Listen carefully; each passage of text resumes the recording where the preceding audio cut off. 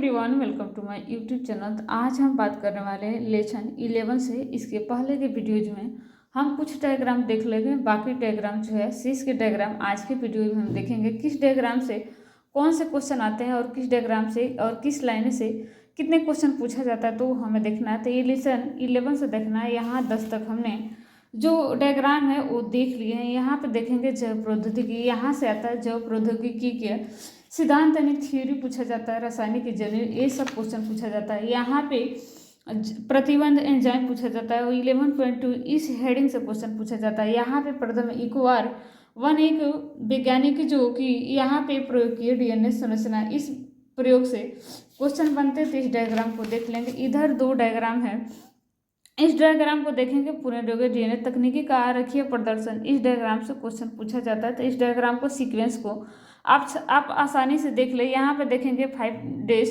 GAATTC और 3 days, यहाँ पे देखेंगे फिर 3 डेज CTTAAG, यानी एक बार 5 से 3 है, एक बार 3 से 5 है। ये सीक्वेंस अवश्य पूछा जाता है। किस डायग्राम के बेस पे काटा जाता है। इधर एक डायग्राम है जो कि एक सबसे छोटा सबसे बड़ा, यह पैनल में डीएनए के संग्रह किया जाता है। इस डीएनए के संग्रहों को स्थानांतरण के 11 जेल इलेक्ट्रोफोरेसिस इसे अलग किया जाता है। एक क्वेश्चन पूछा जाता है कि किस एंजाइम से अलग किया जाता है, तो उसका आंसर होगा 11 जेल इलेक्ट्रोफोरेसिस। तो इस वाले क्वेश्चन को इस वाले डायग्राम से क्वेश्चन पूछा जाता है। इधर एक डायग्राम है जो कि इस लेसन में सबसे मोस्ट इंपोर्टेंट डायग्राम है, तो यही है ई कॉलोनी वाहक PBR 322।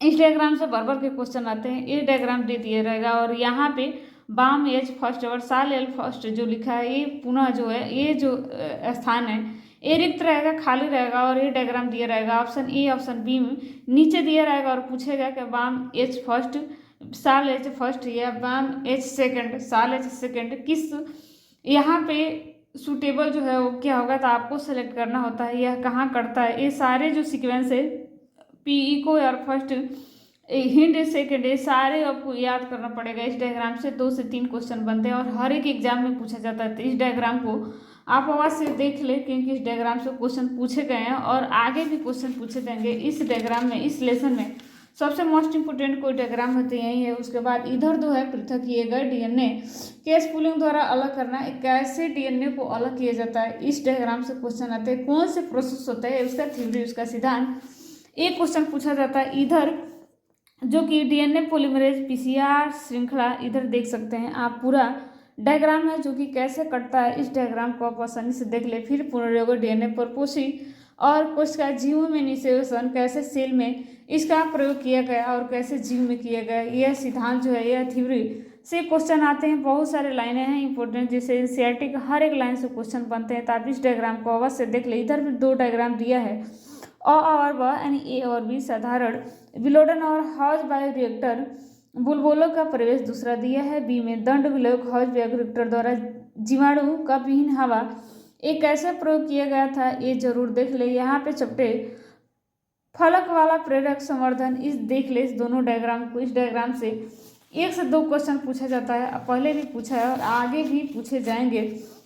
यहाँ पे देखेंगे डायग्राम, यहाँ पे क्वेश्चन दिया है संक्षेप में बताएं निम्नलिखित संक्षिप्तों का वर्णन करें। ये 12th में बोर्ड एग्जाम में पूछा जाता है, तो ये क्वेश्चन नहीं देखना। हमसे जो है केवल डायग्राम बेस्ड क्वेश्चन पूछा जाएगा और ऑब्जेक्टिव क्वेश्चन पूछा जाएगा जिसमें 4 ऑप्शन होंगे, तो हमको वहीं देखना। यहाँ अध्याय 12 लेसन 12 में देखेंगे कौन से डायग्राम जो इम्पोर्टेंट है। तो ये रहा गोल सलभ कृमि द्वारा नष्ट पूर्ण पत्तियों का कपास गोल, एक कपास का पौधा है जिसमें क्राई फर्स्ट AC और क्राई सेकेंड AB 2 डाला गया है। यहाँ पे आप देख सकते हैं लाइन को मैंने पॉइंटर किया है। इस पॉइंटर लाइन को आप अवश्य अपने बुक में पॉइंटर कर ले कि कैसे इसका प्रयोग किया गया था। इधर 2 डायग्राम है जिससे क्वेश्चन नहीं बनते, लेकिन एक डायग्राम यहाँ पर है, इस डायग्राम से क्वेश्चन बनते हैं। तो आप इसे अवश्य देख ले। जिन चिकित्सा, यहाँ से भी क्वेश्चन बनते हैं इस हेडिंग से। इसके अलावा जिन चिकित्सा में जैव प्रौद्योगिकी का प्रयोग यानी हॉस्पिटल लाइफ में कैसे इसका यूज किया जाता है, कैसे इसका प्रयोग करते हैं डॉक्टरी क्षेत्र में, यहाँ भी क्वेश्चन बनता है। उसके बाद आणविक निदान, इसका निदान क्या है, परजीवी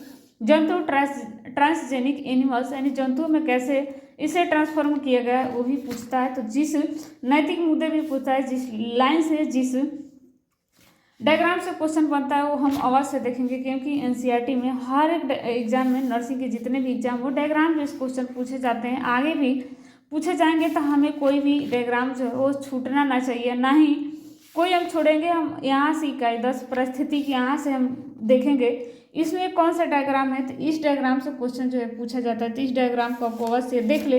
इसके आगे 2-3 डायग्राम में यहाँ से क्वेश्चन नहीं बनते, ये समझने के लिए दिया। भारत में प्रमुख जीवों उष्णकटिबंधीय वर्षावन, पर्वतीय वन, मरुस्थल और समुद्र तट, इस डायग्राम को समझने के लिए दिया गया। तो आप समझ ले, इस डायग्राम से क्वेश्चन नहीं बने हैं अभी तक। इधर है आजीवन कारकों का, इस डायग्राम को देख ले। इधर इस हेडिंग को, इधर इस डायग्राम को देख ले। कौन सा डायग्राम बहुत ज़्यादा इंपॉर्टेंट है, कौन सा नॉन इम्पोर्टेंट है, उसे अवश्य देख ले, ताकि ये हमारे एग्जाम में काफ़ी हेल्पफुल होगा। क्योंकि हम डायग्राम बेस्ड क्वेश्चन जो पहले क्लियर कर लेंगे और 2 से 3 बार इसे रिवीजन कर लेंगे। किधर डायग्राम है जिसे आप देखेंगे, अप्रवासन, मृत्यु दर, समष्टि जनसंख्या घनत्व और उत्प्रवासन जन्म दर, इसे इंग्लिश पोर्शन देख लेंगे, हिंदी थोड़ा उटपटांग है। उसके बाद समष्टि वृद्धि, यहाँ से क्वेश्चन जो है बनते हैं। जन्म दर, मृत्यु दर, अप्रवासन, उपप्रवासन, इस हेडिंग से क्वेश्चन बनते हैं। यहाँ पे एक समीकरण है, इस समीकरण को एग्जाम में, नर्सिंग के एग्जाम में पूछा गया, आगे भी पूछा जाएगा, इसलिए इस समीकरण को याद रखिए, पूछा जाएगा। समष्टि घनत्व का समीकरण क्या है, दिया रहेगा dn बटा dt बराबर rn, उसके बाद ब्रैकेट में k माइनस n बटे k दिया है, इसे आप अवश्य याद करें। एक डायग्राम है, 2 समीकरण है, दोनों कौन से किस पे काटता है इसे आप अवश्य देख ले, क्योंकि ये क्वेश्चन जो है पूछा गया और आगे पूछा जाता है। उसके बाद यहाँ पे मान जो दर्शाया गया यहाँ पे विस्तार से दिया गया है, उसके बाद यहाँ भी दिया गया, तो आप इसे अवश्य देख ले कि कौन से डायग्राम के कौन से दोनों रेखाएं हैं जो कौन से समीकरण पर काटते हैं। इधर दिए गए 13.1 समिष्ट को प्रारंभिक क्रिया, यहाँ से क्वेश्चन पूछा जाता है। 1 नंबर का क्वेश्चन जो कि राजस्थान RUHS एग्जाम में पूछा गया कि किसमें माइनस होता है, किसमें प्लस होता है, और व, यानी ए और बी।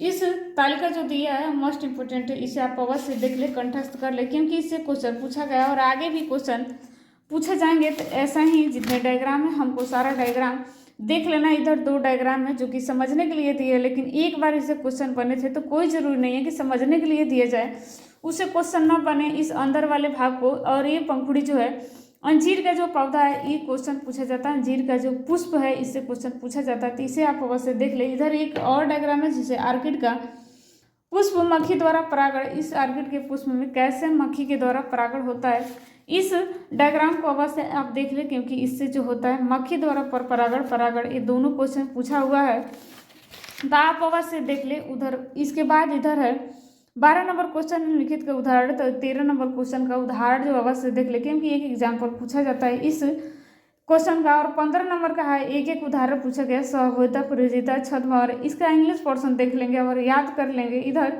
11 नंबर क्वेश्चन है जो कि नोट लिखना है तो नहीं पूछता, लेकिन 13 और 15 ये दोनों नंबर क्वेश्चन हम देख लेंगे। इसमें क्वेश्चन बनते हैं और आगे भी बनेंगे। इसी के साथ ये लेसन जो है यहाँ फिनिश होता है। रहा लेसन 14 तो हम अगले वीडियो में देखेंगे। तब तक के लिए मिलते हैं एक अगले वीडियो में। तब तक के लिए राधे राधे, जय हिंद, जय भारत।